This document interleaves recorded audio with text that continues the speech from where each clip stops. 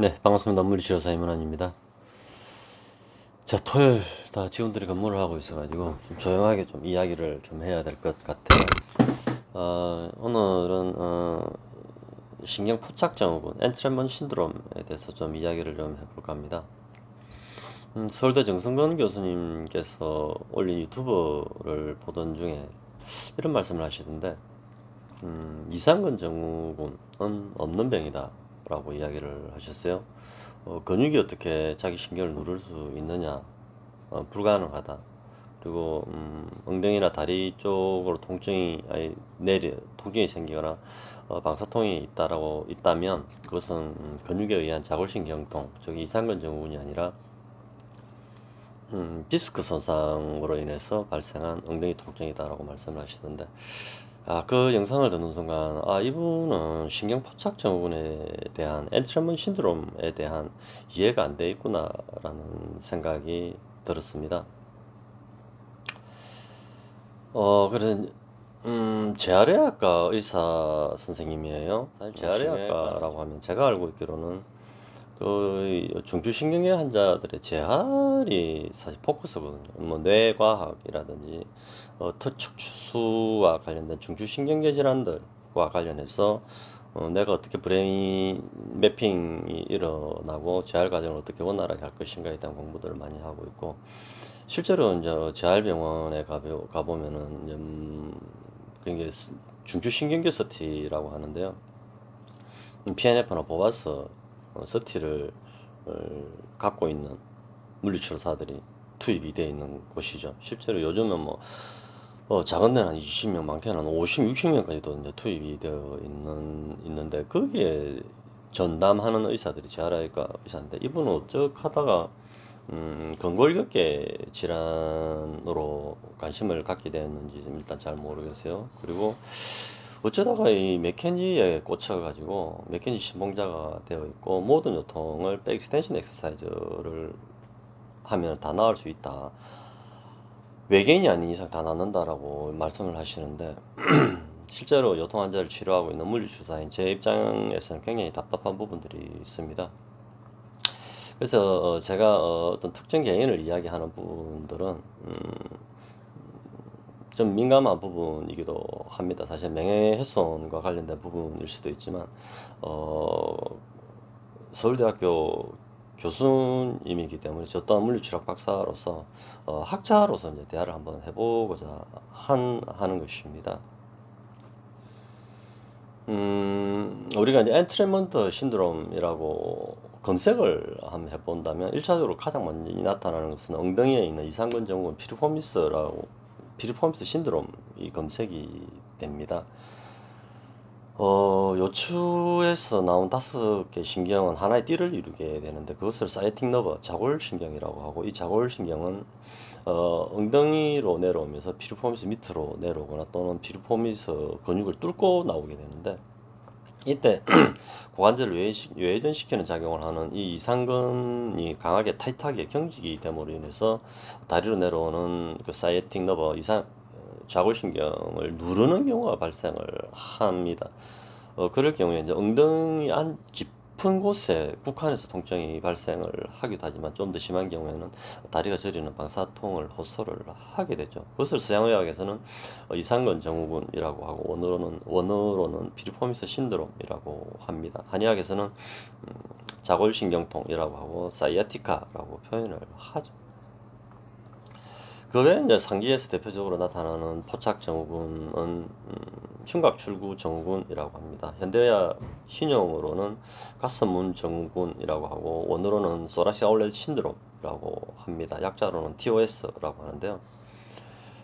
경추에서 출발해서 팔로 내려오는 신경은 총 5가지입니다. 그래서 경추 5번, 6번, 7번, 8번, T1, 이 5개의 신경이 팔 쪽으로 내려와서 신경 지배를 하게 되는데, 이 5개의 신경은 하나의 다시 띠를 이루게 됩니다. 우리가 개울들이 모여서 강으로 모이는 것과 같은 원리인데요. 그렇게 생각하시면 이해가 쉬울 것입니다. 그래서 경추에서 내려온 5개의 신경은 하나의 띠를 이루는데, 그것을 브라키얼 플렉서스, 상완신경총이라고 합니다. 이 신경은 사각근이라고 하는 사이 공간을 통해서 쇄골을 따라 다시 소흉근을 지나서 팔 쪽으로 이렇게 주행을 하게 되는데, 소라시아 얼레 신드롬이라고 하는 흉곽 출구 증후군은 두 가지 원인이 있는데요. 하나는 쇄골 위쪽에 있는 이 사각근이라고 하는 스칼레노스머스에 의해서 전사각근과 중사각근 사이를 통과하는 과정에서 사각근이 경직됨으로 인해서 팔로 내려오는 이 신경이 눌려지는 증상이고요. 하나는 쇄골 밑에 있는 이 소흉근에 의해서 눌려지는 이 두 가지 원인이 되게 되는데, 사각근에 의해서 눌려지면 팔을 이렇게 내릴 수가 없습니다. 그래서 팔을 좀 들면 통증이 좀 잦아드는 경향이 있는데요. 제가 한 20년 전에 병원급에서 근무를 할 때 만난 하나의 케이스가 있었는데요. 중환자실에 119를 통해서 중환자실에 환자가 이제 왔는데, 이 환자 팔을 이렇게 올리고 온 거죠. 팔을 내리면 팔이 끊어질 정도로 통증이 오는 거죠. 그리고 환자를 엑스레이를 찍고 MR을 찍어봐도 아무런 디스크에 아무런 문제가 없었던 것이었습니다. 그리고 그 환자는 이 목 쪽에 있는 사각근의 경직에 의해서 팔로 내려오는 신경이 이제 눌려지기 때문에 팔을 내릴 수가 없었던 것입니다. 그 결과 이런 팔을 올리고 이제 내원을 하게 되는데, 이 환자의 치료 타겟은 디스크, 목 경주 디스크가 아니에요. 경주 디스크가 아니라 경주 앞쪽으로 흐르는 이 사각근이 치료 타겟이 되는 것입니다. 그리고 그 당시에 제가 맡은 담당 환자였는데, 임상 2년차 정도밖에 되지 않았음에도 불구하고 그 환자가 입원 환자 3일 만에 퇴원을 시킨 경험을 갖고 있는데요. 지금은 뭐 더 명확하게 치료를 할 수 있겠죠, 그죠? 그래서 우리가 밤에 잘 때 이렇게 팔을 올리고 자면 안 된다라고 하는데, 이 사각근이 뭉쳐 있는 환자들은 누웠을 때 이 침대 머리맡에 이렇게 팔을 이렇게 올리게 돼 있습니다. 올리면 팔이 좀 시원해지거든요. 시원해지고 이러면 또 가슴에 있는 이 대흉근도 좀 스트레칭이 되는 경향들이 있기 때문에 시원합니다. 그리고 이것이 나쁘다, 올리지 말아라고 하는 것은 말이 안 되는 소리다. 환자가 어떤 액션을 취하라고 하는 것은 통증에 대한 보상작용으로 나타나는 것이기 때문에 그건 자연스럽게 나타나는 것입니다. 그래서 그것이 옳고 그르고 자꾸 인간을 로봇처럼 기계처럼 이렇게 다루려고 해서는 안 된다라고 하는 것이 제 한결같은 생각입니다. 그 다음에 소흉근에 의해서 눌리는 것은 팔을 올리면 아프기 때문에 팔을 좀 내리면 좀 편한 그러한 기질들이 있습니다. 그래서 누워 잘 때 팔을 가지런히 이렇게 내리고 잘 자게 되는 거죠. 팔에서는 팔꿈치의 근육이 굳어짐으로 인해서 팔 쪽으로 내려오는 라디알 러버, 요골신경이 마비가 되면서 리스 드랍이 된다든지, 울라 너브, 네 번째, 다섯 번째로 내려오는 울라 너브가 손상이 되면서 울라 너브 팔시가 되기도 하는 것입니다. 물론 뭐 마비까지 가지는 않겠죠. 지리지리한 증상들이 나타나면 환자들은 어떠한 조치를 이제 취하기 때문에 마비까지는 가지는 않는다. 하지만 그 신경 포착에 의해서 근육에 의해서 포착이 되는 것입니다. 그러면 이제 신경이 눌려지면서 환자가 지리지리한 감각을 느끼게 된다는 것입니다. 두 번째는 하태에서도 오금근 포플티우스에 의해서 눌려짐으로 인해서 티비알 러버, 경골 신경이 압박을 받는 이러한 포착 증후군들이 있죠. 왜 없습니까? 그래서 정승환 교수님은 모든 요통의 원인을 디스크로 이제 바라보는 패착을 계속 저지르고 계시는데요. 다시 한번 생각을 좀 해볼 필요가 있다라는 것이고, 이와는 반대로 저 부산의 모 정형외과 의사 선생님인데, 디스크 권하는 사회라는 책을 출판하셨어요.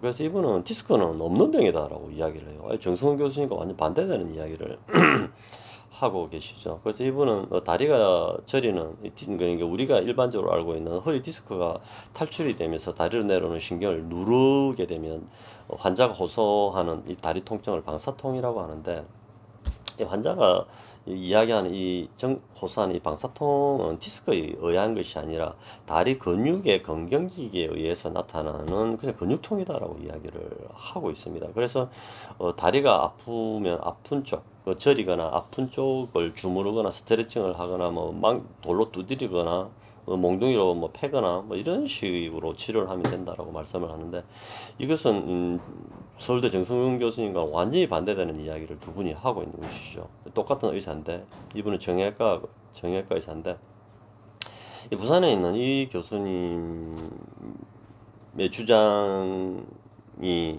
본인이 사실이라고 믿고 있고 실제로 환자를 그렇게 치료하고 있다면 디스크 환자의 한 10%에서 20%밖에 치료를 못 해낸다라고 저는 생각을 합니다. 우리가 다리가 저릴 수 있는 것은 신경에 의해서 다리가 저릴 수도 있지만 또 하나는 근육의 경직에 의해서 또 나타날 수가 있는데 그것을 근막 통증 증후군이라고 합니다. 마요파시알 페인 신드롬이라고 하고 약자는 MPS라고 하는데요. 그런 경우에는 이제 근육을 이제 스트레칭을 하거나 마사지를 하거나 또는 뭐 갈사를 하거나 열을 넣거나 그 부위에 물질을 사람 초음파를 하거나 다양한 방법으로 근육을 풀어내게 되면 그 근막 통증 증후군에 의해서 나타나는 그 통증 사라질 수 있죠. 그것은 실제로는 방사통이라고 하지 않고 연관통, 리포드 페인이라고 합니다. 이 라디에이팅 페인은 신경 압박에 의해서 나타나는 통증을 말하고, 리포드 페인은 근육의 경직에 의해서 나타나는 통증을 이야기하는데, 디스크 권하는 사회 황윤권인가요? 그 원장님은 모든 다리 통증을 근육으로 바라본 패착을 저지른 것이고요. 서울대 정승은 교수님은 모든 질환을 디스크로 바라본 패착이 저지른 결과들입니다. 사실은 이 둘은 함께 공존을 하고 있거든요. 믹싱이 되고 있다는 사실입니다. 우리가 다리가 저리는 것의 사실 8, 90%는 추간판 탈출증에 의해서 나타나는 것이 맞고요.